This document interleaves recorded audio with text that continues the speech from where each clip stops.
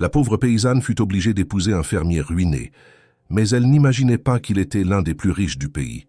Claire Moreau vivait dans une petite maison en pierre, à la lisière d'un village rural, niché entre les collines verdoyantes au nord de Lyon. Depuis l'enfance, elle travaillait dans les vignes voisines, les mains tachées par le raisin, les joues rougies par le soleil et le vent. Sa vie, rythmée par les saisons, n'avait jamais été facile, mais elle n'avait jamais demandé davantage.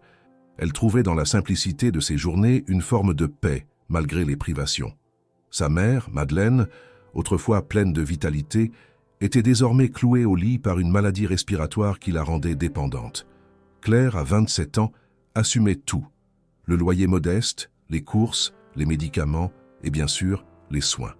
Les villageois respectaient sa force et son honnêteté, mais nul ne pouvait l'aider réellement. Les récoltes avaient été maigres cette année-là, et les factures s'empilaient sur la table de la cuisine. Ce fut le maire du village qui frappa à leur porte, un soir d'automne. Il parlait d'une opportunité étrange, presque absurde. Un certain Étienne Dubois, veuf depuis plusieurs années et vivant dans une grande ferme isolée, cherchait une épouse. Il n'avait plus de famille, plus d'héritier, disait-on. Autrefois prospère, il avait tout perdu, les terres, le bétail, les machines, et vivait désormais reclus entre rumeurs et silence. Claire écouta sans répondre, le cœur serré. L'idée d'un mariage arrangé appartenait à un autre siècle. Et pourtant, la situation de sa famille ne lui laissait pas le luxe du romantisme.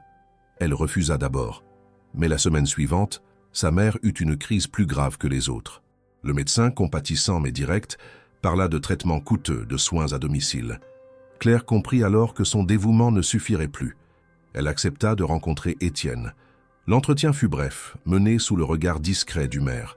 L'homme avait 10 ans de plus qu'elle, une stature imposante mais des traits tirés, comme si la vie avait arraché à son visage toute trace de chaleur. Il parla peu, Claire encore moins. Il se contenta de dire qu'elle n'aurait à s'occuper que du quotidien, qu'elle serait libre de rester ou partir à sa guise. Il ne promettait ni affection ni avenir radieux, seulement un toit, de la nourriture et la prise en charge totale de sa mère. Cela suffisait. Le mariage civil fut organisé discrètement, dans une salle froide de la mairie. Aucune robe blanche, aucune alliance étincelante, aucun sourire. Claire portait une robe sombre et un manteau usé. Étienne, un costume qui sentait l'armoire fermée depuis trop longtemps. Les rares témoins furent 2 employés municipaux qui n'avaient pas osé poser de questions. En quittant le village avec lui, Claire jeta un dernier regard vers les vignes. Elle ne pleura pas. Elle se sentait comme une feuille emportée par le vent d'automne, résignée, silencieuse, mais toujours debout. Le trajet jusqu'à la ferme fut long et sinueux. La route s'enfonçait entre des bois épais, puis débouchait sur une vaste propriété entourée de collines. Le domaine semblait endormi, presque abandonné. Les pierres de la maison principale étaient noircies par le temps, les volets grinçants, le jardin à l'abandon. Étienne l'aida à sortir de la voiture sans un mot, puis porta les quelques valises à l'intérieur. Il lui montra sa chambre, petite mais propre, et lui laissa la maison à découvrir seule. La nuit tomba vite. Claire, dans ce lit inconnu, sentit le froid de la solitude l'envahir. Ce n'était ni la peur ni le regret, mais quelque chose de plus profond. L'intuition que cette maison cachait bien plus qu'une simple ruine d'amour ou de fortune. Elle n'avait pas encore vu tout ce que le silence d'Étienne taisait. La pluie tombait doucement sur le pare-brise lorsque Claire, assise du côté passager, regardait le paysage défiler sans dire un mot. La voiture, une berline ancienne mais bien entretenue, suivait une route sinueuse entre des arbres nus comme si elle s'enfonçait dans un monde figé où le temps semblait s'être arrêté. Étienne conduisait en silence, les mains fermement posées sur le volant, le regard droit. Aucune musique, aucune parole, seulement le son régulier des essuie-glaces et le frottement des pneus sur le bitume mouillé. C'était le jour de leur mariage, mais rien ne le laissait deviner. Il n'y avait eu ni vœux échangés, ni regards complices, encore moins de célébration. À leur arrivée au domaine, Claire posa le pied sur une allée de gravier envahie par la mousse. Le silence de la maison paraissait pesant. L'architecture était robuste, typique des anciennes fermes de la région, avec des murs en pierre épaisse et un toit de tuiles anciennes. Mais aucun bruit de vie ne s'échappait des fenêtres closes. Aucun chien, aucun oiseau, aucun éclat de voix. Étienne ouvrit la porte d'entrée sans même la regarder. Elle le suivit. L'intérieur était froid, à peine éclairé. L'odeur du bois humide et du vieux cuir flottait dans l'air. La pièce principale, grande et presque vide, ne contenait que des meubles anciens, bien faits, mais sans chaleur. Une cheminée éteinte occupait le mur central, au-dessus de laquelle un miroir terni reflétait à peine leur silhouette. Il n'y avait ni photo de famille, ni objet personnel, comme si personne n'avait vraiment vécu ici depuis longtemps. Étienne désigna du geste un couloir menant à une chambre. « C'est la vôtre. Faites comme chez vous. » Puis il disparut dans une autre aile de la maison sans ajouter un mot. Claire s'assit sur le lit, raide, observant les murs nus autour d'elle. Une couverture épaisse couvrait le matelas, et une petite commode trônait dans un coin. Rien d'autre. Aucune tentative de rendre l'endroit accueillant. Elle resta ainsi plusieurs minutes, le manteau encore sur les épaules, à écouter les craquements du bois. Il faisait froid. Elle finit par se lever pour allumer un petit radiateur électrique, puis défit lentement sa valise. Elle n'avait pas beaucoup emporté. Quelques vêtements, 2 livres, un cadre avec la photo de sa mère et une écharpe tricotée que celle-ci lui avait offerte. Le lendemain matin, Étienne n'était pas dans la maison. Claire trouva sur la table de la cuisine un panier avec du pain, du fromage et une note écrite à la hâte. « Je suis dans les vignes. Revenez vers midi. » Elle mangea seule, en silence, puis décida de faire le tour de la propriété. Malgré l'air abandonné, tout était étonnamment bien entretenu. Les allées, bien qu'envahies de mauvaises herbes, étaient praticables. La grange, bien qu'ancienne, était propre, et il y avait un potager, bien ordonné, avec des légumes en pleine croissance. Cela ne collait pas avec l'image d'un homme ruiné, incapable d'entretenir son domaine. Elle s'approcha ensuite des vignes, visibles au loin, mais n'osa pas s'y rendre. Elle ne voulait pas être intrusive, du moins pas encore. Lorsqu'elle revint, Étienne était dans la cuisine en train de nettoyer une vieille cafetière. Il la salua d'un simple « bonjour » sans lever les yeux. Claire répondit poliment, et le silence retomba aussitôt. Il lui proposa une tasse de café qu'elle accepta, et ils burent ensemble, face à face, sans échanger plus de 5 phrases. Ce n'était pas de l'hostilité, mais plutôt une forme de retenue glaciale, comme si chacun redoutait d'envahir le territoire de l'autre. Les jours suivants furent identiques. Étienne se levait tôt, partait travailler dehors, revenait brièvement pour les repas, puis disparaissait dans son bureau jusqu'à tard dans la nuit. Claire, de son côté, s'occupait de ranger, de nettoyer, d'explorer la maison à pas feutrés. Elle découvrit plusieurs pièces fermées à clé, un grenier inaccessible, une cave dont l'accès semblait condamné. Elle n'osait pas poser de questions, pas encore. Ce mariage ressemblait davantage à un accord silencieux qu'à une union. Et pourtant, une tension étrange flottait dans l'air, quelque chose d'indéfinissable.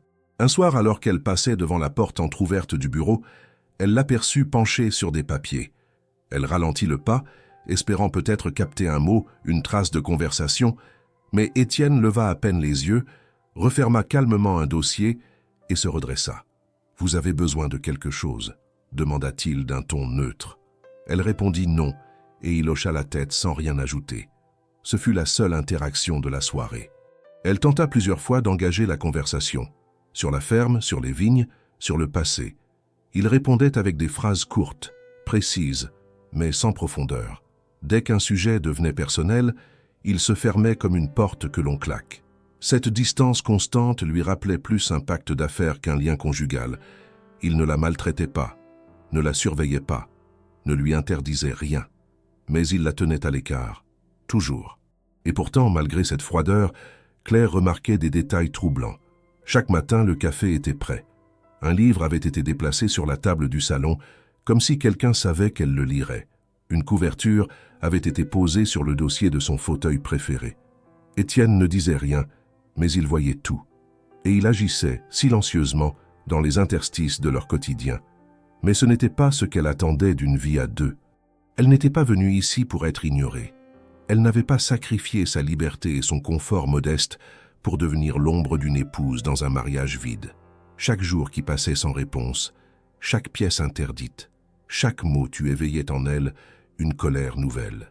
Elle ne voulait pas s'imposer, mais elle ne se laisserait pas effacer. Une nuit, en se réveillant à cause du vent, elle se leva pour boire un verre d'eau. En passant devant le salon, elle aperçut une silhouette près de la fenêtre. Étienne, debout, les bras croisés, regardait dehors, immobile. Il portait une veste de laine sombre et semblait absorbée par quelque chose que Claire ne pouvait pas voir. Elle s'approcha doucement, mais avant qu'elle puisse dire quoi que ce soit, il murmura sans se retourner « Je ne dors pas bien la nuit ». Elle ne sut quoi répondre. Il ajouta, après un silence, « Par habitude ». Puis il tourna lentement la tête vers elle, la fixa un instant avec des yeux lourds de pensées non dites, et dit simplement « Bonne nuit, Claire ». Elle repartit sans un mot. Ce fut la première fois qu'il prononça son prénom, et dans la manière dont il l'avait dit, il y avait quelque chose d'étrangement sincère, pas tendre, mais humain. Ce mariage silencieux était loin d'être ordinaire. Il était comme un terrain gelé sous lequel bouillonnait une vérité que Claire ne comprenait pas encore. Elle savait seulement une chose. Elle ne pourrait pas rester ainsi, à moitié épouse, à moitié étrangère. Le mystère d'Étienne Dubois l'enveloppait de toutes parts, et tôt ou tard, il lui faudrait briser ce mur de silence. Les jours s'égrenaient dans le silence discipliné du domaine Dubois, et Claire, bien que toujours respectueuse de l'espace qu'on lui imposait, commençait à remarquer des détails qu'elle ne parvenait pas à concilier avec l'image d'un homme ruiné. Il y avait d'abord le mobilier de la maison. À première vue, tout semblait vieux, mais un regard plus attentif révélait une toute autre réalité. Les commodes étaient en bois massif, taillés dans des essences rares. Les fauteuils portaient la signature discrète d'ébénistes parisiens réputés. Elle n'en parla pas à Étienne, mais ce détail ne quitta plus son esprit. Un après-midi, alors qu'elle nettoyait la bibliothèque du salon, elle découvrit un ensemble de livres anciens, aux couvertures de cuir et aux titres dorés. Certains remontaient au XVIIIe siècle. Elle en ouvrit un traité d'économie en français ancien, annoté à la plume. D'autres ouvrages portèrent des cachets de bibliothèques privées, et plusieurs étaient si rares qu'elle doutait qu'un homme ruiné ait pu les acquérir sans avoir eu autrefois accès à un cercle très fermé. Elle connaissait peu la littérature financière, mais assez pour comprendre que ces lectures n'étaient pas celles d'un simple agriculteur. Ce n'était pas la culture d'un homme isolé dans ses vignes, mais celle d'un homme qui avait fréquenté des sphères bien plus élevées. Le soir, à table, elle observa discrètement les couverts en argent, usés mais authentiques. L'assiette devant elle portait un blason délicatement gravé, presque effacé. Elle n'avait jamais vu ce symbole auparavant. Un cheval cabré sur une colline, entouré de grappes de raisin stylisées. Elle voulut poser la question, mais se ravisa. Étienne, concentré sur son assiette, mangeait sans un mot, comme toujours. Pourtant, Claire sentait que lui aussi notait son silence, ses regards, son attention soudaine aux détails. Un jour, en cherchant une nappe propre dans l'un des placards du couloir, elle découvrit une petite porte derrière un rideau épais. Intriguée, elle l'ouvrit. Un escalier étroit descendait vers ce qui semblait être une cave. L'air y était frais et chargé d'un parfum lourd de terre et de bois. Elle hésita un instant, puis descendit lentement. L'endroit était faiblement éclairé par des ampoules suspendues à des fils usés. Et là, à sa grande surprise, elle découvrit une véritable cave à vin, soigneusement organisée, avec des bouteilles soigneusement étiquetées, rangées par année et cépage. Certaines bouteilles étaient recouvertes de poussière, mais d'autres semblaient récemment déplacées. Elle lut des étiquettes de domaines prestigieux, Saint-Émilion, Pomerol, Romanée Conti. Des noms qui évoquaient des fortunes pour quiconque connaissait un peu le monde viticole. Plus étrange encore, plusieurs bouteilles portaient l'inscription « Domaine céleste », une appellation qu'elle n'avait jamais entendue. Le design de l'étiquette était sobre mais luxueux, avec le même blason discret que celui des assiettes. Elle en prit une dans ses mains, examinant le millésime, puis la reposa lentement. Claire remonta en silence, referma la porte et tira le rideau. Son cœur battait plus vite qu'à l'habitude. Ce n'était plus une intuition. Étienne cachait quelque chose de grand. Aucun homme ruiné ne possédait une cave aussi fournie, encore moins avec des crus aussi rares et un vin inconnu au bataillon. Le mystère s'épaississait, et avec lui sa détermination à comprendre. Peu après cette découverte, elle remarqua un autre détail troublant. Une matinée, alors qu'elle se promenait autour de la maison, elle aperçut deux hommes sortir discrètement d'une porte latérale de la grange. Ils portaient des vêtements sobres, mais leur démarche trahissait une certaine assurance. L'un d'eux avait un téléphone dernier cri à la main. Claire s'avança lentement, feignant de ne pas les avoir vus, mais elle observa par la fenêtre qu'Étienne les rejoignait quelques instants plus tard. Les trois hommes échangèrent de quelques mots, puis les visiteurs partirent rapidement dans un véhicule noir aux vitres teintées. Rien dans l'attitude d'Étienne ne semblait anormal. Lorsqu'il rentra pour le déjeuner, il se comporta comme si de rien n'était. Claire tenta de poser une question indirecte, évoquant des gens de passage qu'elle aurait aperçus. Étienne haussa les épaules et répondit simplement « des fournisseurs ». Puis il changea de sujet. Mais dans sa voix, il y avait une tension nouvelle, une raideur inhabituelle. Il savait qu'elle avait vu. Elle comprit alors qu'il n'était pas seulement distant par habitude, mais volontairement fermé. Plus les jours passaient, plus elle percevait cette contradiction. La maison semblait délabrée, mais rien ne manquait. La nourriture était de qualité. Le linge était toujours propre et repassé, comme s'il y avait une main invisible assurant la logistique du domaine. Lorsqu'elle demanda à voir les comptes ou les stocks alimentaires pour mieux l'aider, il déclina poliment mais fermement « ce n'est pas nécessaire ». Une nuit, ne parvenant pas à dormir, elle se leva pour prendre un livre. En passant par le couloir, elle entendit du bruit dans le bureau d'Étienne. La porte était entr'ouverte. Elle s'approcha doucement. Il parlait à voix basse au téléphone, en anglais. Les mots étaient rapides, techniques. Elle entendit les termes « Swiss Account »,« contrat confidentiel »,« logistique à Genève », des mots qui n'avaient rien à voir avec l'entretien d'une ferme. Lorsqu'elle fit craquer le plancher sous ses pieds, le silence retomba immédiatement. Étienne ouvrit la porte brusquement, la surprenant. « Vous avez besoin de quelque chose ?» demanda-t-il, plus sec que d'habitude. Claire hésita, puis répondit simplement « Je n'arrivais pas à dormir ». Il la fixa longuement, puis dit d'une voix plus calme « Alors il vaut mieux que vous retourniez vous reposer. Il est tard. » Elle obéit, mais le cœur battant. À partir de ce soir-là, Claire comprit qu'elle vivait dans une mise en scène. Tout, depuis le début, semblait orchestré pour créer une image de ruine et de solitude, mais les fondations de cette façade craquaient sous l'observation. Étienne n'était pas ce qu'il prétendait être. Il jouait un rôle, et elle en était désormais un témoin gênant. Elle n'avait encore aucune certitude, mais l'accumulation d'indices ne mentait pas. Il lui fallait maintenant aller plus loin. L'homme qu'elle avait épousé cachait une autre vie, une autre identité, et peut-être même un autre monde.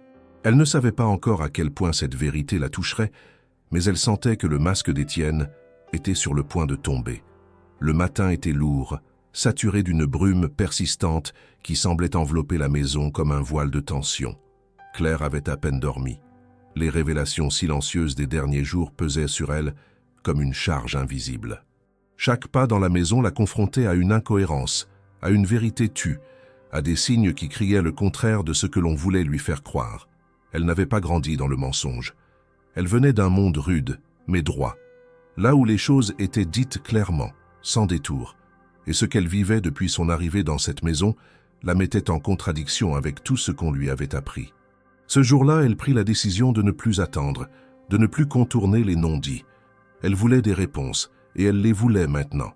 Elle trouva Étienne dans la grange, penché sur des outils qu'il nettoyait méthodiquement, comme pour fuir toute interaction.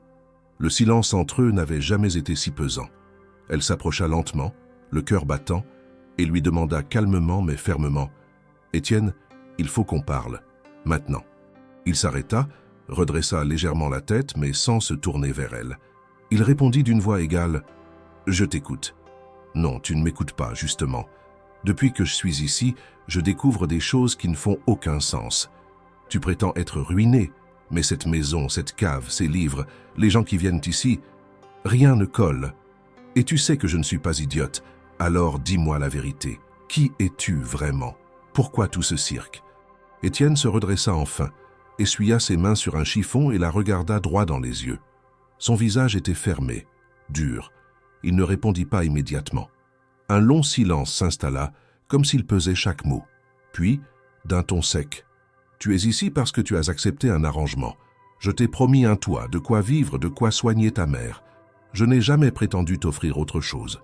Tu m'as offert une illusion, Étienne. Tu m'as fait croire que tu étais un homme simple, ruiné, un homme sans histoire. Mais tout ici hurle le contraire. Je t'ai vu parler au téléphone en anglais, tu possèdes des objets que seuls des gens très riches peuvent avoir, et tu vis comme si tu avais quelque chose à cacher. J'ai le droit de savoir où je suis tombé. Je suis ta femme, même si ce mariage n'est qu'un contrat à tes yeux. » La tension monta d'un cran. Étienne la fixa longuement, puis se détourna brusquement. Il jeta le chiffon sur l'établi et marcha quelques pas dans la grange, les épaules raides. Il ne voulait visiblement pas entrer dans ce débat, mais elle l'y forçait. Il s'arrêta, dos à elle, puis lâcha. « Tu crois comprendre, mais tu ne comprends rien. Tu veux des réponses, mais tu ne saurais pas quoi en faire. Le monde auquel j'ai appartenu est loin, et je n'ai aucune envie d'y retourner. Tout ce que je veux, c'est qu'on me laisse en paix. Alors pourquoi m'avoir épousé? Pourquoi m'avoir fait venir ici si tu voulais seulement la paix? Tu aurais pu engager quelqu'un, aider ma mère autrement, n'importe quoi. Tu m'as piégé dans ta solitude, dans ton silence, et tu veux maintenant que je fasse semblant de ne pas voir ce que tu caches. » Elle ne criait pas, mais sa voix tremblait. Pas de peur, mais de frustration. Elle sentait que quelque chose en elle se brisait, que la Claire, docile et compréhensive, s'effaçait devant une femme qui exigeait la vérité. Étienne se retourna lentement, et pour la première fois, elle vit dans son regard une étincelle de colère. « Tu crois que c'est un jeu, Claire? Tu crois que tu peux venir ici et fouiller, observer, interroger comme si tout était dû? Ce mariage était un compromis. Tu avais besoin d'un soutien, j'avais besoin d'une présence, rien de plus. Je ne t'ai jamais promis d'ouvrir mon passé. Et moi, je ne t'ai jamais promis de fermer les yeux. Tu ne m'as pas acheté, Étienne. Ce que tu as fait pour ma mère, je ne l'oublierai jamais. Mais je ne suis pas une domestique silencieuse. Je suis ta femme. Et je refuse de vivre entouré de mensonges. » Un silence glacial suivit ces paroles. Étienne, figé, sembla vaciller entre deux instincts, se refermer à jamais ou dire enfin ce qu'il taisait depuis le début. Mais il fit un pas en arrière, les bras croisés, et répondit d'une voix plus basse mais toujours ferme. « Si tu ne peux pas vivre ici comme prévu, tu es libre de partir. » Claire sentit son estomac se nouer. Ce n'était pas une menace, c'était un constat, froid, tranchant. Elle tourna les talons sans répondre, regagna la maison, monta dans sa chambre et resta assise sur le lit pendant de longues heures. L'idée de partir lui traversa l'esprit. Revenir à la villa, tout abandonner. Mais à quoi bon? Sa mère dépendait désormais des soins payés par Étienne. Le contrat tacite qui les liait n'était pas qu'émotionnel, il était aussi vital. Ce fut cette impasse qui la poussa, le soir même, à tenter de rentrer chez elle.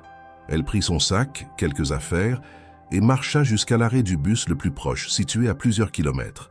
Là, elle attendit dans le vent, sous le ciel gris. Mais lorsque le bus arriva, le conducteur la reconnut, hésita, puis lui annonça que son village ne faisait plus partie des trajets du jour à cause d'un changement de ligne temporaire. Dépitée, elle appela la mairie de son village pour demander s'il y avait un autre moyen de transport. Ce fut la voix de l'adjoint qui lui répondit embarrassée, lui expliquant que tout était désormais réglé directement avec M. Dubois. Les médicaments, les frais médicaux, même les réparations récentes de la maison de sa mère. Étienne avait tout pris en charge, sans le lui dire. La dette morale et matérielle était désormais bien plus profonde qu'elle ne le pensait. Elle revint à la ferme, trempée par la pluie, fatiguée, humiliée. Étienne ne dit rien en la voyant passer le seuil. Il la laissa monter à l'étage sans un mot. Ce silence, cette distance, étaient devenus une armure impénétrable. Mais Claire, cette nuit-là, ne pleura pas. Elle s'assit à son bureau, prit un cahier et nota tout ce qu'elle avait vu, tout ce qu'elle savait. Elle dressa une liste, les objets de valeur, les hommes inconnus, les documents aperçus, le vin rare, les conversations en anglais. Et à la fin de la page, elle écrivit « Je découvrirai ce que tu caches, je le jure. » Elle n'était plus simplement une femme échouée dans un mariage froid. Elle était désormais une femme en quête de vérité, et rien ne l'arrêterait tant qu'elle n'aurait pas déterré toute l'histoire. Étienne pouvait continuer à se murer dans son silence, mais Claire n'était pas venue ici pour disparaître. Ce conflit n'était que le premier. La vraie guerre, elle, ne faisait que commencer. Le lendemain de leur confrontation, un silence épais régnait sur la maison, un silence plus tranchant que toutes les paroles échangées la veille. Claire, fidèle à sa décision, ne baissa pas les yeux. Elle croisa Étienne dans la cuisine, lui lança un simple bonjour sans attendre de réponse, puis sortit dans le jardin comme si de rien n'était. Elle ne cherchait plus son approbation. Ce qu'elle voulait maintenant, c'était comprendre. Chaque détail avait désormais une importance. Chaque recoin de cette maison dissimulait peut-être une pièce du puzzle. Ce ne serait plus par confrontation qu'elle obtiendrait des réponses, mais par stratégie. C'est dans cet état d'esprit qu'elle entreprit ce jour-là de ranger le grenier. Depuis son arrivée, elle n'y avait jamais mis les pieds. La trappe était difficile d'accès et toujours restée fermée. Étienne ne lui en avait jamais interdit l'entrée, mais il n'avait jamais mentionné l'endroit non plus. En trouvant une vieille échelle dans l'abri de jardin, elle décida que le moment était venu. Le grenier était sombre, envahi par la poussière et l'odeur de bois sec. Des malles anciennes, des valises en cuir, des piles de vieux journaux, des cadres cassés, tout y dormait sous une couche épaisse de silence. Elle passa plus d'1 heure à fouiller sans but précis, jusqu'à ce qu'un petit coffre en bois attire son attention. Il était dissimulé derrière une pile de toile roulée, et son fermoir était rouillé mais pas verrouillé. À l'intérieur, elle trouva ce qui ressemblait à un journal, relié en cuir noir avec une couverture sobre, sans titre. Elle l'ouvrit lentement, consciente qu'elle franchissait une frontière invisible. Les premières pages étaient écrites d'une main élégante, régulière. Ce n'était pas un journal intime rempli de confidences quotidiennes, mais plutôt un carnet de travail, une sorte de mémoire de gestion. Des notes précises s'y succédaient: achat de terrain, études de sol, rendement de cépage, date de récolte, contact de fournisseurs à Bordeaux et en Toscane. Et toujours, ce même nom qui revenait presque comme un mantra, domaine céleste. Plus elle lisait, plus Claire comprenait que ce domaine n'était pas une simple exploitation viticole. Il s'agissait d'un projet d'envergure, structuré, ambitieux, dont les débuts remontaient à plus de 10 ans. Étienne y parlait de partenaires, de négociations avec des œnologues, de projets d'exportation vers l'Asie. Rien à voir avec l'image d'un homme ruiné, réfugié dans son silence. Une page en particulier attira son attention. La date indiquait un moment charnière, 5 ans plus tôt. Le ton y était différent, plus amer. Étienne évoquait une trahison, la perte d'une partie du domaine, une procédure juridique contre un associé et l'obligation de tout stopper avant que tout s'écroule. Il y mentionnait un nom, souligné plusieurs fois, Julien. Puis venait un passage plus personnel, le seul où l'écriture devenait un peu tremblante. Ils ont voulu effacer mon travail. J'ai choisi de me taire, mais je n'ai rien perdu. Le domaine céleste vivra même dans l'ombre. Claire ferma le journal, le cœur battant. Il n'y avait plus de doute. Étienne n'avait jamais été ruiné. Il s'était retiré volontairement, s'était effacé du paysage, pour protéger quelque chose ou quelqu'un. Mais pourquoi maintenir cette illusion? Pourquoi tant de précautions, tant de mystères? Et surtout, qui était ce Julien? Un associé? Un ami devenu ennemi? Un frère, peut-être? Ce nom, il faudrait qu'elle le retrouve ailleurs. Ce n'était plus seulement de la curiosité. C'était un besoin de savoir à qui elle avait confié sa vie. Elle cacha le journal sous son matelas, le cœur encore bouleversé par ce qu'elle venait de lire. Étienne, pendant tout ce temps, avait joué un rôle. Pas un rôle de menteur ordinaire, non. Un rôle d'homme en fuite, mais pas une fuite de la justice, pas une fuite de responsabilité, une fuite du monde, de sa propre histoire.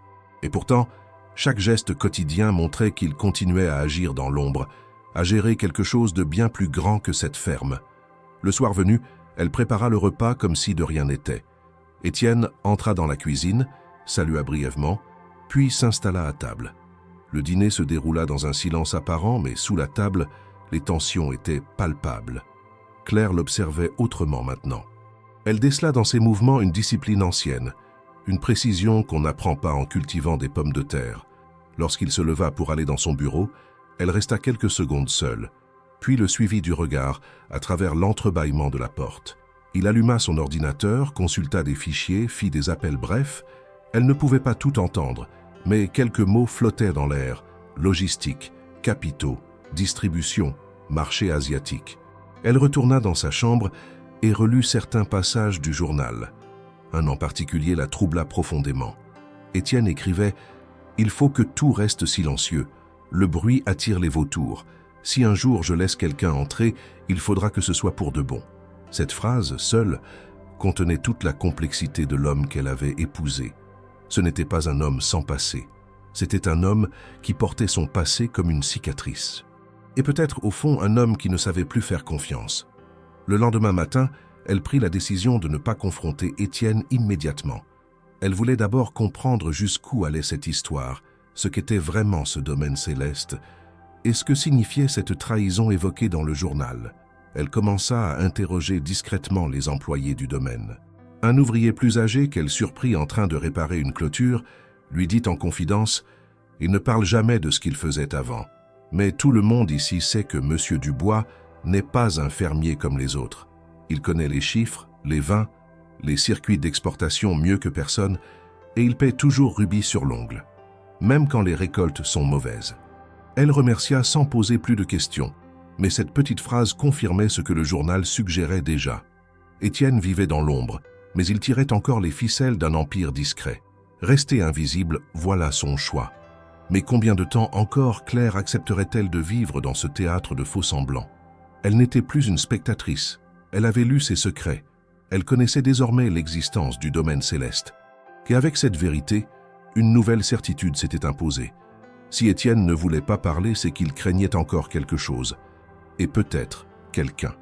Le matin s'ouvrit sur un ciel lourd, grisâtre, comme une promesse de tension renouvelée. Claire s'était levée dès l'aube, avalant rapidement un morceau de pain rassis et un café fort dans la cuisine où brûlait encore une chandelle. Étienne n'était pas là. Elle sentit un malaise qu'elle ne pouvait ignorer. La routine changeait sans qu'aucun mot ne l'explique. En regardant par la fenêtre, les champs de vignes étendus jusqu'à l'horizon se parèrent d'une rosée brillante et froide, un contraste saisissant avec l'atmosphère oppressante de la maison. Le silence toujours, mais alourdi. C'est dans ce contexte que Vincent fit son apparition. Il arriva par la route de gravier, au volant d'une voiture sombre, dont le moteur ronronnait comme un fauve dans la brume. Il portait un costume sur mesure, coupe impeccable, chemise blanche sans plis déplacés. Ses cheveux sombres étaient peignés avec soin, son visage net, ses gestes précis. Lorsque la voiture s'arrêta devant l'entrée principale du domaine, Claire sentit immédiatement le changement d'air. Vincent descendit, salua un domestique d'un hochement de tête, puis marcha d'un pas décidé vers la maison principale, à travers les gravats, les allées envahies par l'herbe haute, le portail à moitié vermoulu. Étienne l'attendait déjà sur le perron. Posture droite, visage fermé, le regard fixé sur Vincent avec un mélange de respect et de réserve. Claire observa la scène de l'ombre d'un pilier. Vincent s'arrêta à quelques pas d'eux, adressa quelques mots à Étienne, dont elle ne distingua pas le contenu, mais reconnut immédiatement le son d'une voix bien éduquée, étrangère probablement, un accent léger, peut-être suisse ou genevois, prononçant les mots avec une précision méticuleuse. Étienne hocha la tête, répondit dans un murmure que Claire ne perçut pas. Vincent sourit brièvement, d'un sourire professionnel, sans chaleur, puis se tourna vers la maison, ses yeux balayant la façade comme s'il y cherchait quelque chose, un nom, une plaque, la moindre inscription visible. Claire sentit ses doigts se serrer. Que venait faire cet homme ici? Étienne l'avait évoqué une fois, un contrat important, des partenariats étrangers, mais toujours d'une manière vague, abstraite. Avec Vincent, elle percevait la concrétisation de ce monde dissimulé dont elle ne possédait jusque-là que des bribes. Vincent les invita à entrer dans le bureau d'Étienne, une pièce dont Claire ignorait presque tout, si ce n'est sa porte toujours fermée et l'ombre derrière laquelle Étienne disparaissait chaque soir pour des heures. Elle suivit, silencieuse, gravissant le vieux parquet grinçant. Le bureau sentit la poussière mêlée au cuir, à l'odeur du papier épais, des dossiers empilés, de livres reliés à la couverture sombre. Vincent s'installa derrière le bureau, Étienne fit de même, en face. Claire resta debout, près de la porte, observant les deux hommes. Vincent sortit un dossier noir de son attaché-case en argent, le posa sur la table. Il l'ouvrit, en tira des feuilles soigneusement agrafées, des graphiques, des chiffres, des cartes. « Monsieur Dubois, dit-il en français impeccable, nous avons enfin reçu les confirmations bancaires définitives. Genève sera le centre de distribution, comme convenu, l'Asie, puis les États-Unis, les entrepôts satellites à Hong Kong, les rendements du vin de 2019 à évaluer pour l'exportation. Le domaine céleste sera bientôt mentionné dans les revues spécialisées européennes. » Étienne garda le silence, ses mains jointes sur la table, le regard posé sur les feuilles de Vincent, mais le front marqué d'une ligne de tension.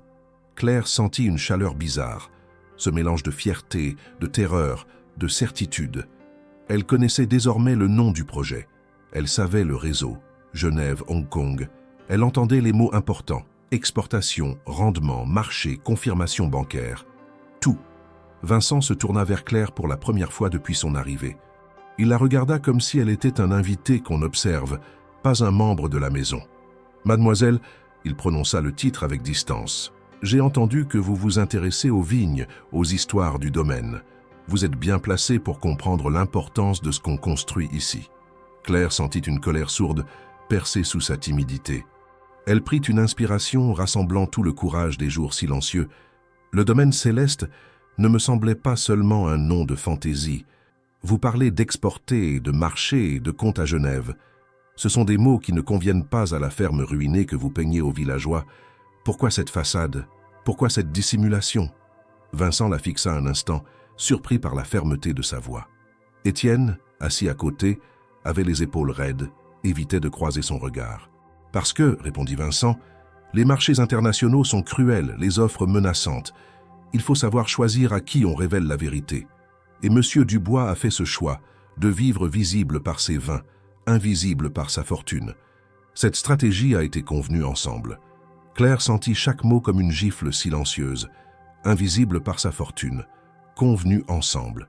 Elle comprit alors qu'elle n'était plus seule dans ce secret, qu'Étienne avait des alliés, des partenaires qui l'entouraient, qui œuvraient dans l'ombre et qui attendaient le moment propice. Un instant, elle envisagea la colère, la fuite, le mensonge entièrement brisé. Mais Vincent continua, ajoutant des chiffres, des projections, des dates de signature de contrats, de livraison, de taxes, des échéances de paiement. Tout doit rester calme. Visible par ses vins, invisible par sa fortune, répéta-t-il. Et ma fortune, où la placez-vous dans ce plan? Demanda Claire, serrant les poings. Je suis votre femme. Je mérite de savoir non seulement ce que vous faites, mais ce que vous voulez que je sois dans ce projet. Le silence s'installa. Vincent posa doucement les dossiers, se leva, marcha jusqu'à la fenêtre, regardant les vignes éclaboussées de pluie. Il dit, sans se retourner, « Vous le saurez bientôt, mademoiselle Moreau, mais pas maintenant. » Il quitta le bureau, Étienne sur ses talons. Claire resta seule, le cœur lourd, les muscles tendus, le regard fixé sur le dossier noir resté sur la table. Les mots de Vincent résonnaient dans son esprit. Elle réalisa que le contrat tacite qui la liait à Étienne était bien plus complexe que ce qu'elle avait imaginé. Elle n'était pas seulement épouse silencieuse, elle était partie intégrante d'un plan qui met impact non seulement le destin d'un homme, mais possiblement celui d'un domaine aux ramifications internationales. Elle comprenait que sa place, après cette conversation, ne serait plus la même, que le futur exigera d'elle non l'obéissance, mais la clairvoyance, la vigilance. La journée s'éteignit sans éclat. Claire sortit entre deux gouttes, seule dans le jardin au rang de vignes, la tête pleine de questions, le silence pesant, le vent humide sur la nuque. Quand la nuit tomba, elle sut qu'à partir de ce moment-là, il n'y aurait plus de retour à ce qu'elle était. Elle regarda les étoiles incertaines, pensa à sa mère, au sacrifice, au mensonge, et conclut que ce qu'elle chercherait désormais, ce ne serait pas seulement la vérité, mais la justice, pour elle-même, pour ses actes, pour sa famille. Dans le secret d'espoir qu'elle cultivait désormais, Claire se jura que la vérité éclaterait, et que lorsqu'elle éclaterait, elle ne serait pas brisée. Le lendemain de la visite de Vincent, Claire se leva avec une nouvelle détermination. Jusqu'à présent, elle avait agi comme une étrangère qui cherchait à percer des secrets derrière le dos de son hôte, ou plutôt de son mari. Elle comprenait maintenant que cette méthode, bien que riche en révélations, ne l'amènerait pas plus loin. Étienne avait construit autour de lui un monde où chaque vérité était soigneusement compartimentée, où chaque mot était calculé, chaque geste pensé. Elle ne gagnerait rien à se heurter à ce mur frontalement. Il lui fallait une autre approche. Si elle voulait comprendre, elle devrait s'intégrer non plus en observatrice mais en actrice de ce quotidien fin. Elle commença par la chose la plus simple, se rendre utile. Le domaine, malgré ses apparences d'abandon, continuait à fonctionner. Chaque jour, des employés allaient et venaient. Certains travaillaient dans les vignes, d'autres s'occupèrent des bâtiments, de l'entretien, des tâches administratives dont elle devinait l'ampleur sans en voir les détails. Elle se mit donc à descendre tôt, à proposer son aide, à demander à participer aux récoltes tardives, à trier les outils dans les hangars, à cuisiner pour les ouvriers quand elle le pouvait. Lentement, sans forcer, elle entra dans le rythme du lieu. Ce changement n'échappa pas à Étienne. Il l'observait sans commentaire mais avec une attention nouvelle. Il ne la félicitait pas, ne posait pas de questions, mais Claire sentait que quelque chose avait bougé dans son regard. Elle n'était plus une simple présence imposée par une transaction tacite. Elle devenait une femme impliquée, intéressée, enracinée. Ce n'était pas de la soumission. C'était une manière de reprendre le contrôle à sa façon. Au fil des jours, cette nouvelle stratégie porta ses fruits. Les employés commencèrent à lui parler plus librement, non pas pour trahir Étienne, mais parce qu'elle était là, honnêtement, sans prétention. Un ouvrier d'origine espagnole nommé Matteo lui parla un soir, alors qu'ils rangeaient ensemble les outils dans la remise. Il lui dit que cela faisait plusieurs années qu'il travaillait ici et qu'il n'avait jamais vu Étienne aussi calme qu'en ce moment. Il ajouta qu'il avait connu le domaine dans des jours beaucoup plus animés, quand des camions arrivaient chaque semaine, quand des réunions se tenaient avec des hommes en costume, quand des commandes partaient vers des destinations lointaines. « Et maintenant ?» demanda Claire, feignant l'ignorance. « Maintenant, c'est comme une pause, répondit Matteo. Mais on sent que ça bouge à nouveau. Il reçoit des appels, il fait venir des gens. Le vin recommence à sortir. Ce n'est pas la fin. C'est un nouveau départ, je crois. » Ces paroles restèrent gravées dans l'esprit de Claire. Un nouveau départ. Étienne préparait quelque chose. Un retour, peut-être. Une relance du domaine céleste. Mais pourquoi tout ce secret? Pourquoi tant de précautions? Pour qui avait-il peur? Plus tard cette semaine-là, alors qu'elle aidait à trier des documents anciens dans une pièce attenante au bureau principal, elle tomba sur plusieurs feuilles éparses portant des en-têtes d'entreprises qu'elle ne connaissait pas. Les logos étaient sobres, les noms évoquaient des sociétés d'exportation, de distribution, parfois de courtage. Tout indiquait qu'Étienne n'avait jamais cessé d'agir dans l'ombre. Elle remit les documents en place sans les prendre, fidèle à sa nouvelle stratégie. Comprendre d'abord sans se faire prendre à fouiller. Une après-midi, elle proposa d'aider à la cave. L'idée n'était pas anodine. Elle voulait voir de plus près les bouteilles du domaine céleste, comprendre leur étiquetage, leur organisation, peut-être découvrir des indices supplémentaires. L'employé chargé de la cave, un homme discret nommé Louis, accepta sans méfiance. Claire passa plusieurs heures à épousseter, ranger, trier par millésimes sans poser de questions directes. Elle découvrit que la cave était bien plus vaste qu'elle ne l'avait imaginé. Derrière une cloison coulissante se trouvait une seconde pièce, climatisée, contenant des caisses prêtes à être expédiées. Chaque caisse portait une mention. Genève, réserve privée. Elle n'insista pas, mais le nom de la ville, récurrent depuis la visite de Vincent, confirma ses soupçons. Un soir, Étienne l'invita à le rejoindre dans le salon. Il l'attendait avec 2 verres de vin, ce qui, venant de lui, tenait presque de l'événement exceptionnel. Il lui tendit un verre, l'observa un instant, puis dit « Je vois que tu t'impliques. Tu t'habitues, on dirait. »« J'essaie, » répondit-elle calmement. « Je ne veux pas vivre ici comme une invitée. Si je dois faire partie de ta vie, je dois aussi faire partie de ton quotidien. » Il hocha la tête, approuvant sans en dire plus. Ils burent en silence, mais ce silence-là était différent. Il n'était plus hostile. Il était presque complice, suspendu, comme un accord muet entre 2 êtres qui apprenaient à se connaître autrement. Il lui demanda si elle appréciait le vin. Elle répondit que c'était un millésime surprenant, rond avec une longueur en bouche inattendue. Il sourit pour la première fois sincèrement. « Tu as bon palais. C'est un vin que j'ai assemblé moi-même, il y a quelques années. Une série limitée, jamais mise en vente. Domaine céleste ?» Il la fixa longuement. Elle n'avait pas posé de questions, juste prononcé un nom. Il aurait pu se refermer. Mais il se contenta de répondre « Oui, mais ce n'est pas encore le moment de parler de tout ça. » Claire accepta cette réponse. Ce n'était pas une fin de non-recevoir, c'était un sursis, une manière de dire qu'il y aurait un moment. Il fallait juste attendre, mais elle ne voulait plus attendre passivement. Elle voulait comprendre la structure, le projet, les choix.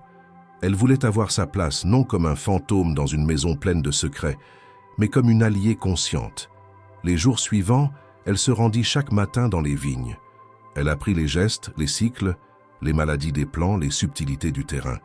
Étienne la rejoignait parfois en silence, observant ses efforts, corrigeant ses gestes d'un mot, d'un signe de tête. Il n'était pas expressif, mais elle sentait qu'il l'acceptait de plus en plus dans cet univers qui avait longtemps été le sien seul. C'est dans ce travail, dans cette poussière, dans cette sueur, que Claire trouva une forme de légitimité. Elle ne serait pas une invitée, elle serait une femme du domaine, une femme de vin, une femme de la terre comme elle l'avait toujours été, mais à un autre niveau.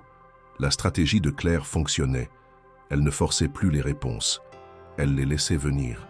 Et dans ce changement subtil, elle gagnait bien plus que des informations. Elle gagnait la confiance d'un homme que personne n'avait vraiment approché depuis des années. Et cela, elle le savait, valait bien plus que toutes les confrontations du monde. Le vent soufflait fort ce soir-là, secouant les volets de la maison avec une vigueur inhabituelle.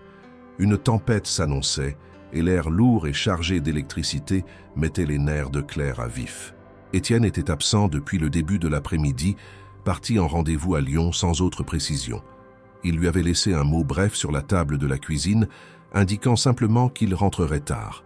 Elle avait passé la journée à nettoyer le vieux bureau annexe à l'étage, un espace qu'Étienne n'utilisait plus, mais où s'entassaient encore des meubles poussiéreux, des malles oubliées, des étagères bancales.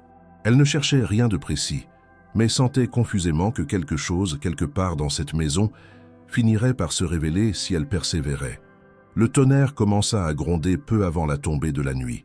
Claire décida de continuer à ranger, malgré l'obscurité croissante. Elle alluma une vieille lampe à pétrole trouvée dans un placard, ce qui ajouta une ambiance presque irréelle à la pièce. Chaque recoin du parquet craquait sous ses pas. Chaque tiroir qu'elle ouvrait libérait une odeur d'archives anciennes et de papier vieilli. Elle se pencha pour déplacer un fauteuil lourd lorsqu'un bruit sourd se fit entendre sous ses pieds. Elle s'immobilisa immédiatement. Elle regarda le sol. Une latte semblait instable, comme si elle avait bougé sous la pression. Curieuse, elle s'agenouilla et examina la planche. Effectivement, elle n'était pas fixée comme les autres. Après quelques efforts, elle réussit à l'écarter. Ce qu'elle découvrit la laissa d'abord perplexe. Un espace vide, creusé dans la structure même du plancher. Elle plongea la main et sentit une poignée métallique froide. En tirant doucement, un panneau de bois dissimulait une trappe étroite, menant vers un escalier étroit et raide qui s'enfonçait dans l'obscurité. Aucun courant d'air ne montait de ce passage. L'odeur était sèche, métallique, presque stérile. Prenant la lampe à pétrole, Claire s'engagea dans l'escalier. Les marches grinçaient sous son poids, mais la structure semblait solide. En bas, elle découvrit une petite pièce maçonnée, aux murs recouverts de pierres parfaitement taillées. Elle n'était pas dans une cave ordinaire, c'était un abri sécurisé, construit volontairement à l'écart du reste de la maison, invisible, imprévu. Au centre de la pièce, posé sur un socle en pierre, se trouvait un coffre massif en acier brossé. Aucun cadenas apparent, mais un mécanisme à combinaison, d'un modèle ancien mais visiblement encore fonctionnel. Le cœur de Claire battait à tout rompre. Elle savait qu'elle venait de franchir une limite. Ce coffre n'était pas là par hasard. Il ne contenait pas des souvenirs anodins. Elle hésita à remonter. Mais la tentation d'ouvrir, de comprendre, de confirmer ce qu'elle soupçonnait depuis des semaines était plus forte. Près du coffre, dans une boîte métallique à moitié ouverte, elle trouva un carnet usé, probablement un mémo destiné à ne pas oublier la combinaison. Les pages intérieures contenaient des chiffres barrés, entourés, réécrits.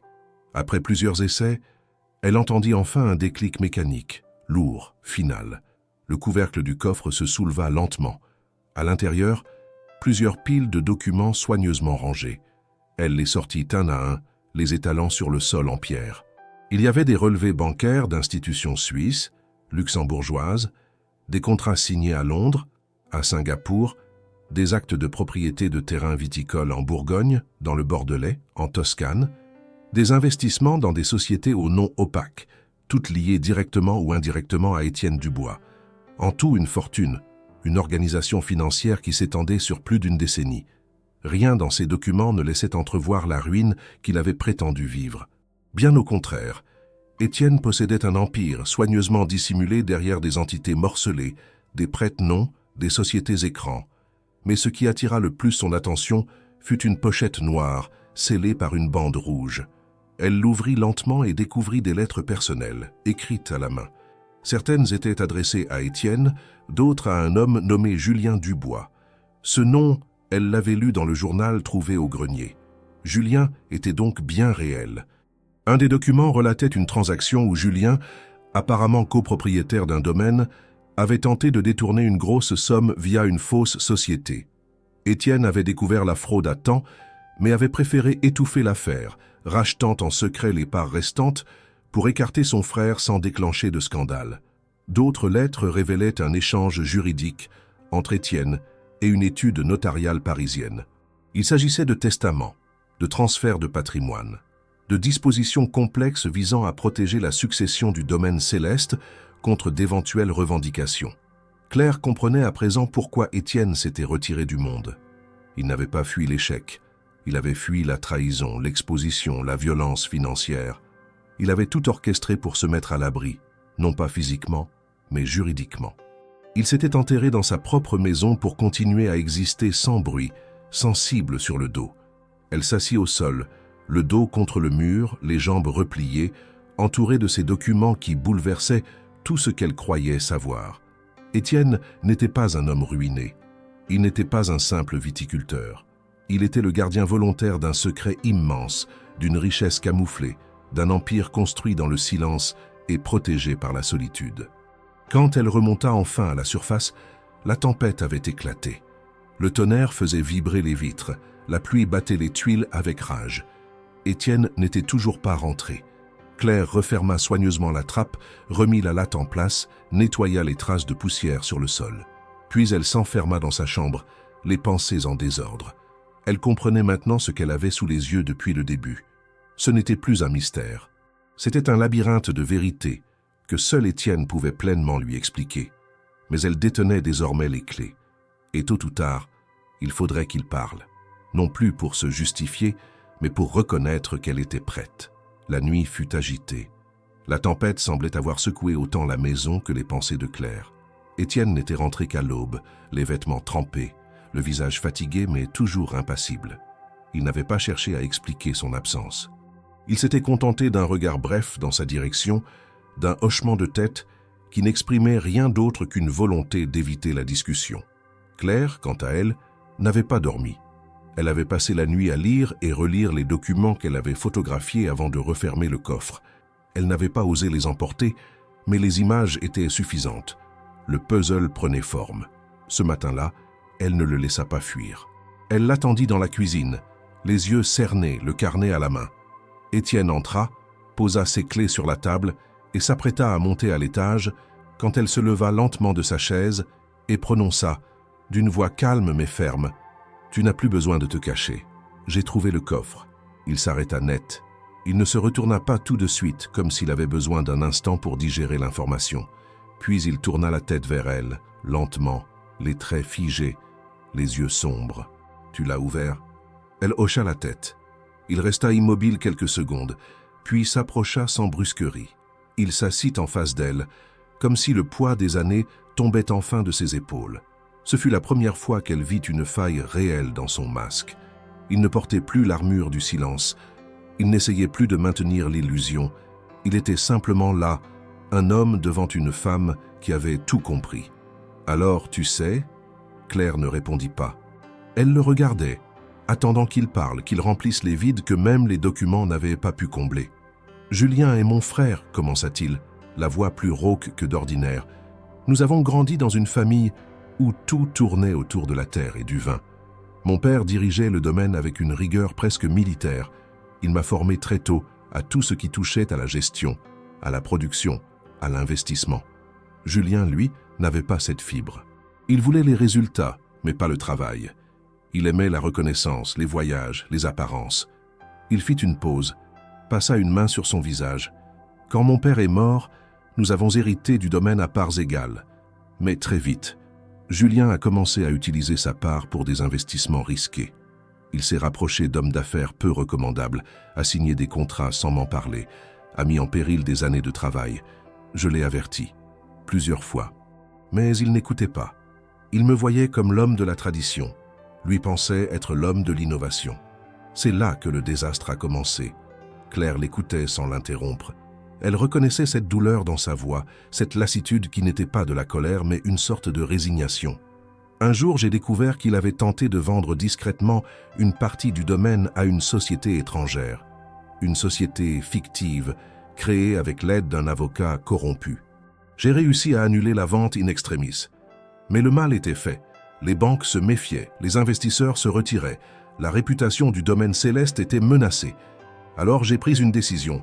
J'ai racheté ses parts, j'ai coupé tous les ponts et j'ai tout fait pour disparaître du paysage médiatique.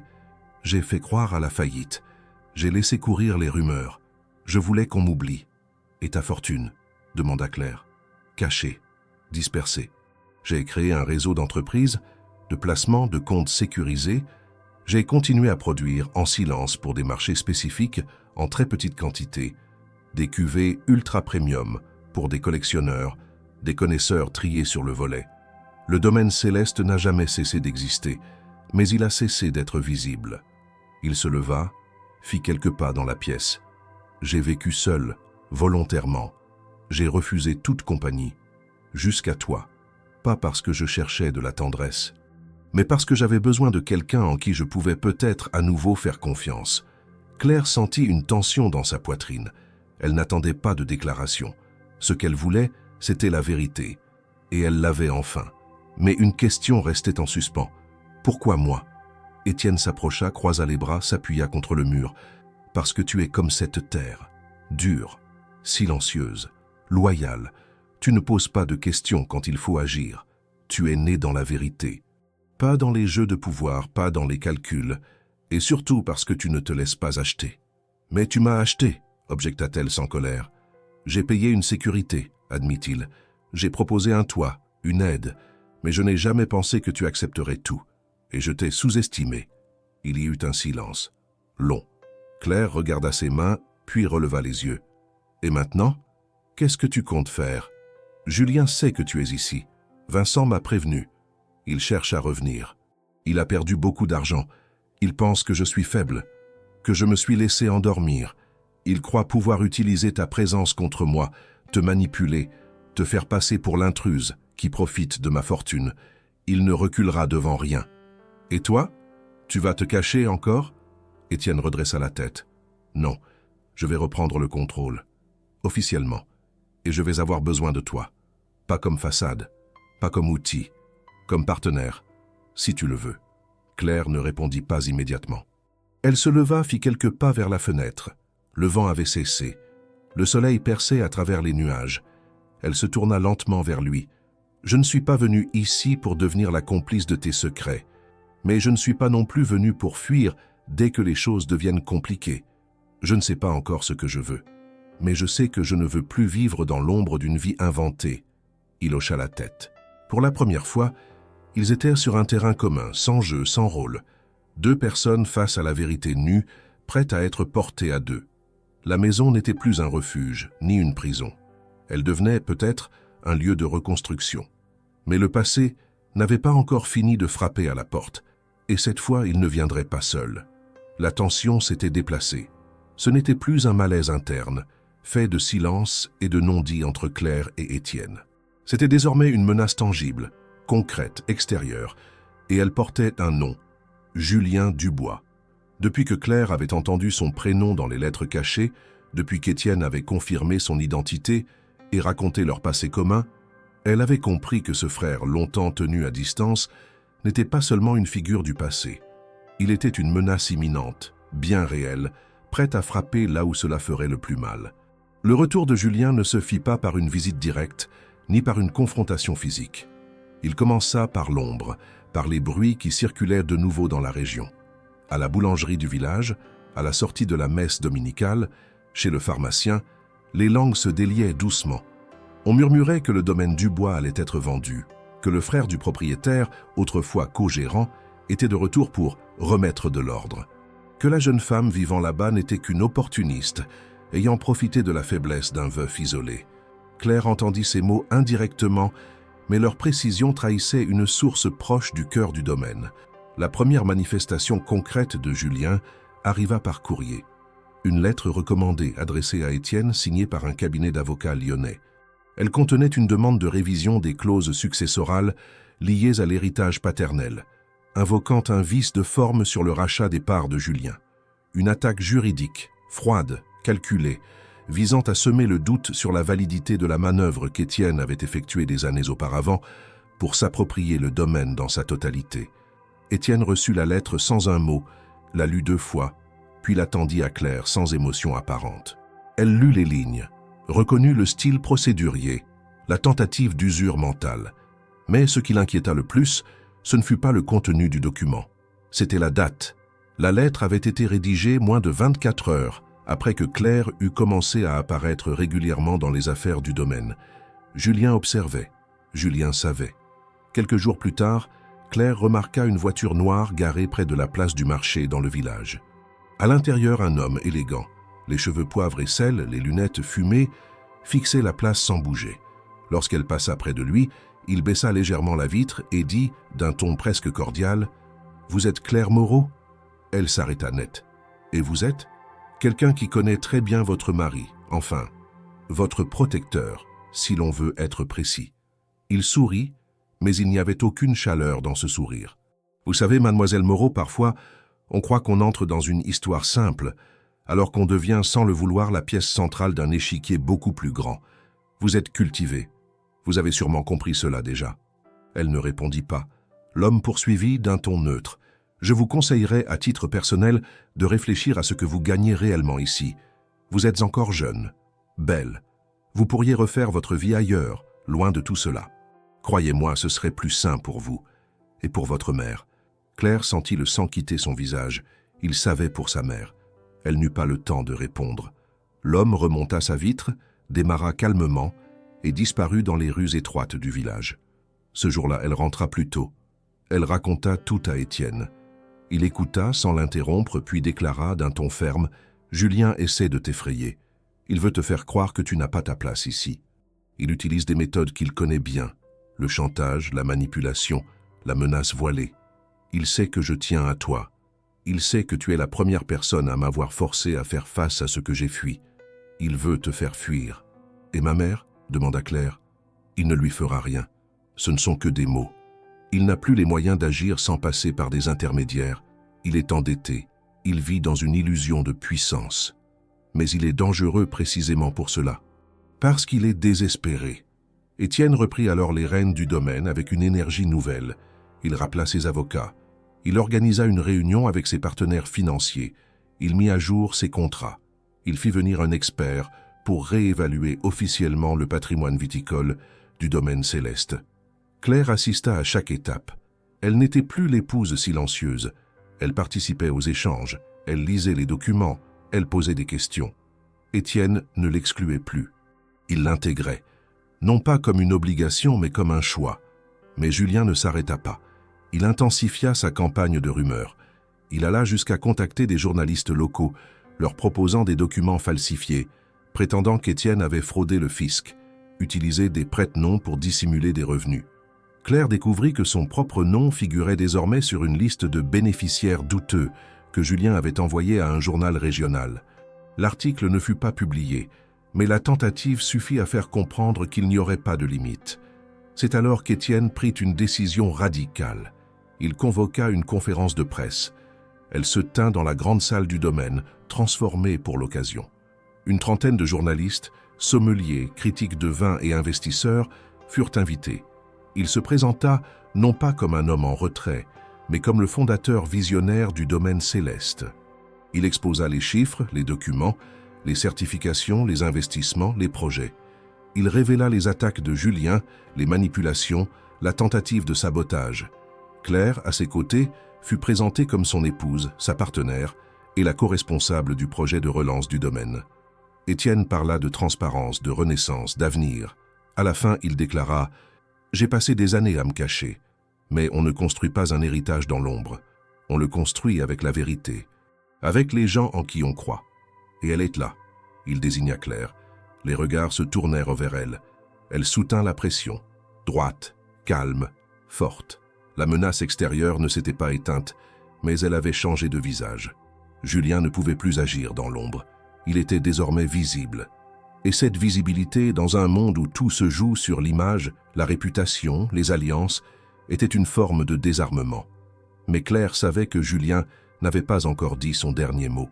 Ce qu'il n'avait pas pu détruire par la calomnie, il essaierait peut-être de l'atteindre autrement. Et elle devait rester prête, car le silence avait été rompu, mais le combat n'était pas encore terminé. Le village de Sainte-Claire, habituellement paisible, avait changé de ton depuis l'arrivée des rumeurs orchestrées par Julien Dubois. Les visages jadis amicaux devenaient méfiants. Les conversations s'arrêtaient parfois au passage de Claire sur la place, et les regards, autrefois simples et bienveillants, portaient désormais une nuance de soupçon. Julien avait compris que pour déstabiliser Étienne, il devait s'attaquer à ce qu'il avait de plus fragile, sa relation avec les autres, avec ceux qui l'avaient oublié, mais qui, à une époque, lui avaient été fidèles. Julien commença sa campagne par les figures centrales du village.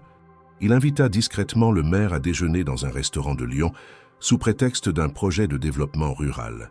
Il rendit visite à la pharmacienne, glissant, entre deux achats, quelques allusions sur les activités illégales supposées de son frère. À l'épicier, il promit un investissement dans la modernisation du commerce local en échange d'un appui discret. Il fit tout cela sans jamais attaquer frontalement. Il savait que l'arme la plus puissante dans une petite communauté, c'était le doute. Claire ressentit cette pression insidieuse. Lorsqu'elle se rendait au marché, certains vendeurs évitaient désormais de la saluer. À la boulangerie, la boulangère, pourtant autrefois joviale, lui servait ses baguettes sans un mot. Une femme laissa même tomber un « Il y a des gens qui n'ont pas leur place ici » à voix haute en passant à côté d'elle. Claire ne réagit pas. Elle serra les dents, remercia poliment puis rentra au domaine. Elle comprenait que le combat n'était plus seulement dans les tribunaux ou les colonnes des journaux. Il se jouait aussi ici, dans les pavés du quotidien, dans les visages croisés, dans les petits silences et les murmures. Mais le village avait aussi de la mémoire. Et cette mémoire, Julien ne l'avait pas anticipée, car avant sa disparition volontaire, Étienne avait été un homme actif dans la communauté. Il avait financé anonymement la rénovation de l'école, apporté des vivres aux familles pendant la sécheresse de 2 étés consécutifs, aidé les viticulteurs locaux en difficulté à travers des dons masqués sous des noms fictifs. Ces gestes, bien que discrets, n'étaient pas complètement oubliés.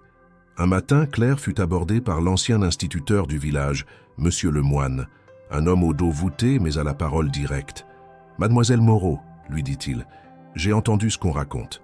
Mais moi, je me souviens du jour où l'école allait fermer. Je me souviens de ce chèque anonyme qui a permis de garder les portes ouvertes. Et vous savez quoi? Le papier à lettres portait une odeur de vin du domaine Dubois. C'est une chose qu'on n'oublie pas. » Elle ne sut que répondre. Mais ce fut le premier signe que les choses pouvaient basculer. Le surlendemain, elle reçut chez elle la visite de Madame Bourdet, veuve depuis des années, qui lui apporta un panier de légumes de son potager.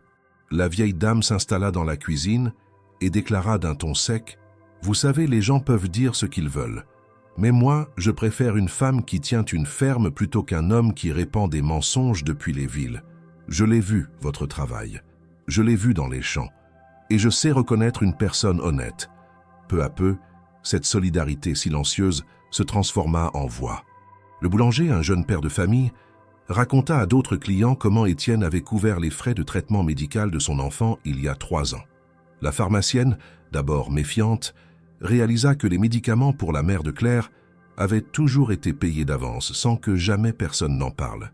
L'épicier, lui, refusa poliment l'offre d'investissement de Julien, affirmant qu'il ne traitait pas avec des gens qui tentaient de racheter l'honneur avec des billets.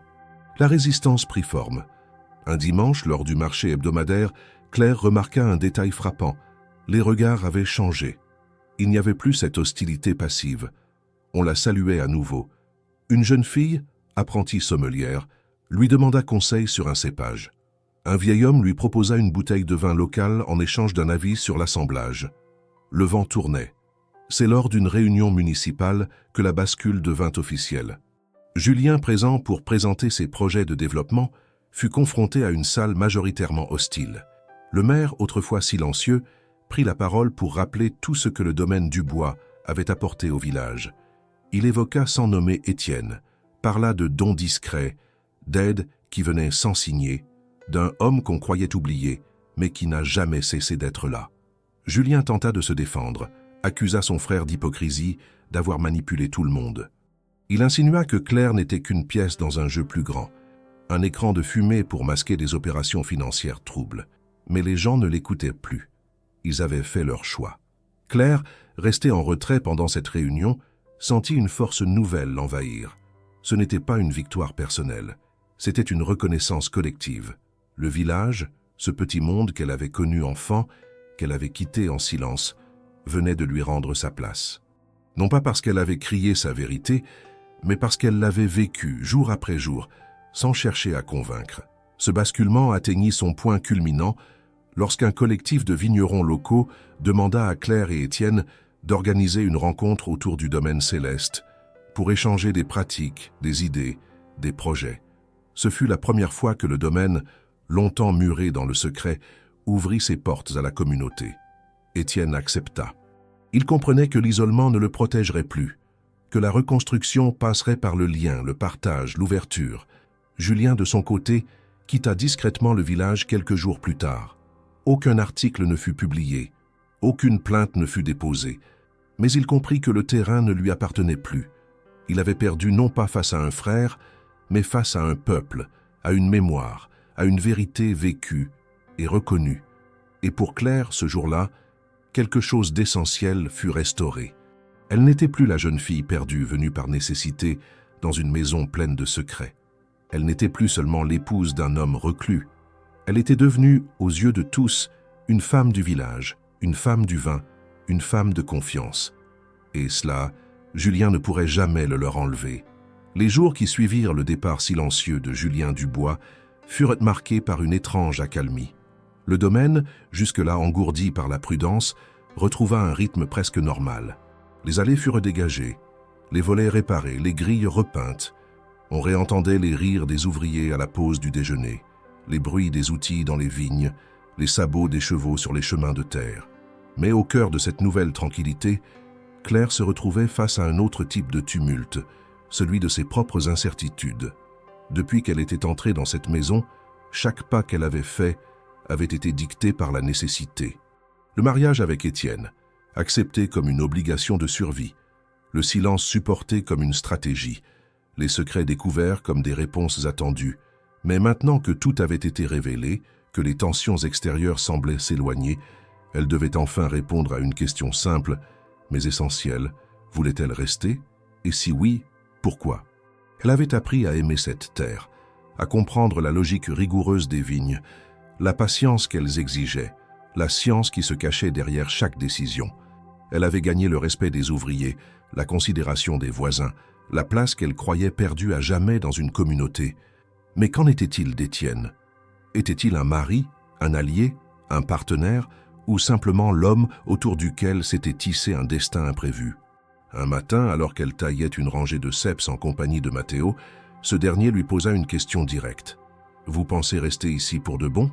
Claire hésita, regarda le ciel clair, puis répondit « Je ne sais pas encore. » Matteo hocha la tête, puis ajouta « C'est un bon endroit pour quelqu'un qui cherche à recommencer, mais il faut être sûr de ne pas fuir quelque chose d'autre.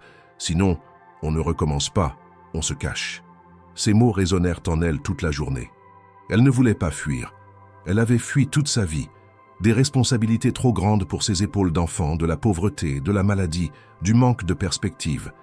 Ici, elle avait enfin trouvé une forme de stabilité, mais elle savait que cela ne suffisait pas. Il fallait autre chose. Il fallait un choix.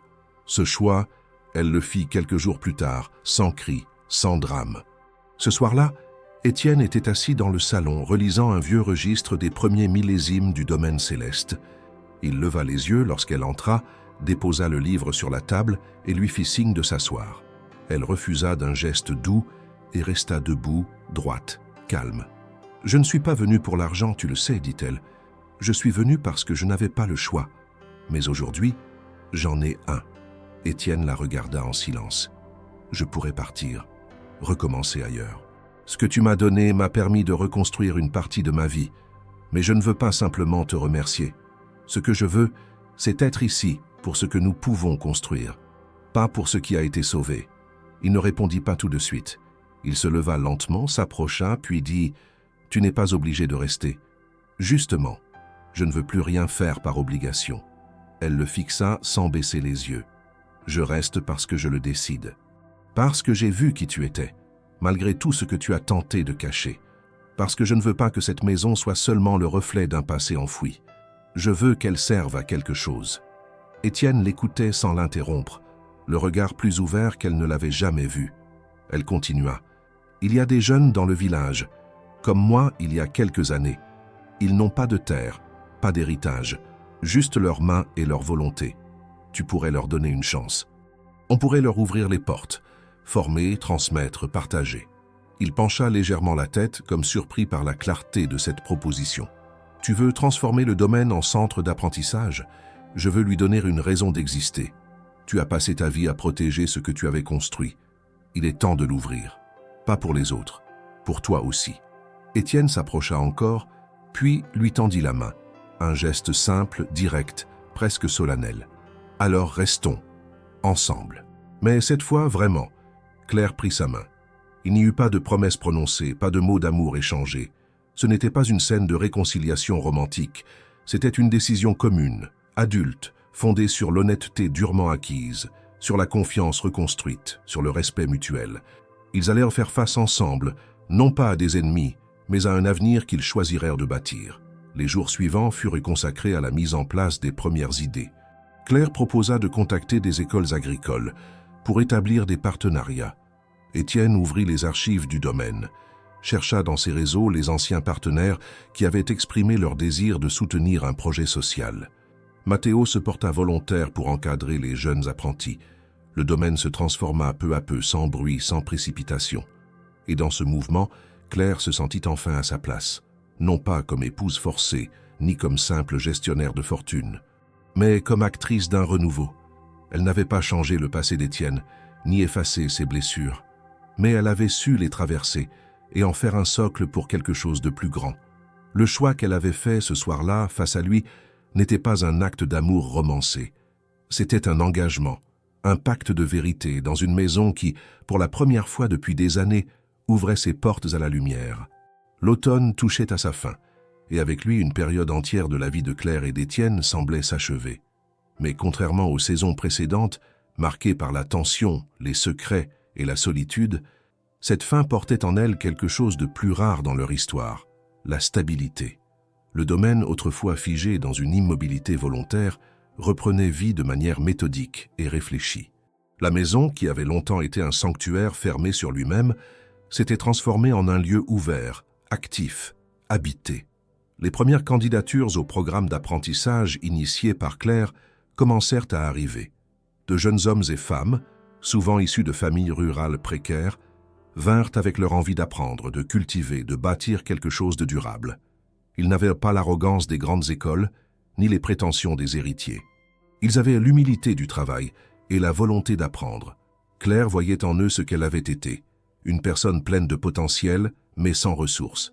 Étienne, de son côté, accepta de céder une partie des terres inutilisées du domaine pour y créer une zone expérimentale, où les jeunes apprentis pourraient développer leurs propres méthodes, leurs propres cépages, encadrés par les ouvriers les plus expérimentés. Ce fut l'une des décisions les plus importantes de sa carrière, non pas sur le plan économique, mais humain. Il abandonnait un peu de son contrôle absolu pour faire de l'espace à une nouvelle génération. Ce geste, plus que tous les autres, confirma à Claire que l'homme qu'elle avait épousé n'était plus celui du silence et de la dissimulation. Le domaine céleste, une fois symbole de retraite et de mystère, devint rapidement un modèle. Les premières bouteilles produites sous la supervision des jeunes furent jugées prometteuses par les experts invités à une dégustation privée. Le projet attira l'attention de quelques fondations agricoles françaises et des subventions furent proposées pour étendre le programme. Étienne laissa Claire gérer ses démarches, conscient que sa présence, bien qu'imposante, pouvait parfois freiner les discussions. Il comprit qu'elle était désormais la voix du domaine, celle qui dialoguait avec le monde extérieur. Un événement symbolique marqua cette transformation, l'inauguration officielle du nouveau chai construit en annexe du domaine historique. La cérémonie fut modeste mais digne. Les ouvriers, les apprentis, les anciens du village, tous étaient présents. Claire prononça un discours bref mais sincère, remerciant ceux qui avaient cru en la possibilité d'un avenir construit sur la terre, la transparence et la transmission. Étienne resta en retrait, mais lorsqu'elle termina, il fut le premier à applaudir. Dans ses yeux, elle vit ce qu'il ne dirait jamais avec des mots, une reconnaissance profonde, entière. Julien, de son côté, ne reparut plus. Les actions juridiques qu'il avait initiées tombèrent l'une après l'autre, invalidées par les documents rigoureusement constitués au fil des ans par Étienne.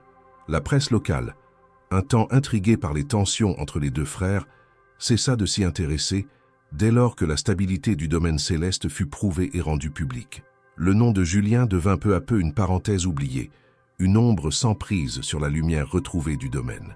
Dans la maison principale, Claire et Étienne finirent par réorganiser les pièces autrefois fermées. L'ancien bureau fut transformé en salle de réunion. Le grenier, vidé et rénové, devint une bibliothèque technique ouverte aux apprentis. Même la cave secrète fut réaménagée pour stocker les cuvées expérimentales sous un contrôle plus souple, moins paranoïaque. Les espaces figés par la peur et les souvenirs redevinrent vivants, utiles. Et leur relation, désormais construite sur une base nouvelle, se renforça au fil des jours. Ils ne s'aimaient pas à la manière des romans. Il n'y avait ni grandes déclarations, ni gestes spectaculaires. Leur lien se nourrissait de respect, de gestes simples, de décisions partagées. Claire ne cherchait pas une passion folle. Elle cherchait un engagement lucide. Et c'est ce qu'elle trouvait auprès d'Étienne. Un homme qui avait appris à ne plus fuir, à assumer, à déléguer, à partager. Un soir d'hiver, alors que la neige tombait doucement sur les collines autour du domaine, Claire et Étienne s'installèrent devant la cheminée. Ils n'échangèrent que quelques mots. Il lui parla de la première vendange de son père. Elle lui raconta un souvenir d'enfance dans les vignes près de Lyon. Puis ils restèrent là dans un silence désormais apaisé, réconciliés non seulement avec eux-mêmes, mais aussi avec l'histoire qu'ils avaient traversée ensemble. À ce moment précis, Claire comprit qu'elle avait fait le bon choix. Non pas parce qu'elle avait obtenu ce qu'elle voulait, mais parce qu'elle avait construit quelque chose qui allait au-delà d'elle-même. Le domaine céleste, longtemps symbole d'isolement, était devenu un lieu de passage, d'enseignement, de renouveau. Et elle, simple fille de paysanne, y avait trouvé une place pleine, entière, méritée. Le mariage qui avait commencé dans le silence, dans le compromis, dans la contrainte, trouvait là son dénouement inattendu, non dans une fin heureuse artificielle, mais dans une continuité stable, portée par le respect et le sens. L'amour n'était peut-être jamais venu sous la forme attendue, mais il s'était construit lentement, comme les meilleurs vins, par la patience, la transformation et le soin constant.